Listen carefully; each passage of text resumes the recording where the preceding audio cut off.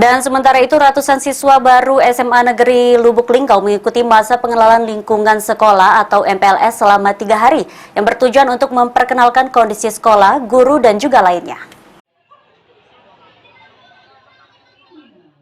Seperti inilah suasana Sekolah Menengah Atas Negeri 2 Lubuk Linggau saat hari pertama masuk ke sekolah di tahun ajaran baru 2022-2023. Tampak para siswa baru ini mengenakan atribut khas masa pengenalan lingkungan sekolah atau MPLS.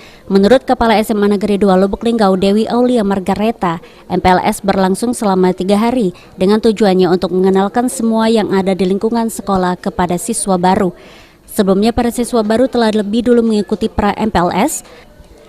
Tadi sudah kami tekankan, MPLS itu masa pengenalan lingkungan sekolah. Jadi mengenalkan semuanya. Jangan sampai seminggu di sini nanti cari-cari musola di mana. Aku udah sholat karena tidak tahu musolanya di mana. Iya kan? Atau misalnya nahan pipis misalnya, karena tidak tahu toiletnya di mana.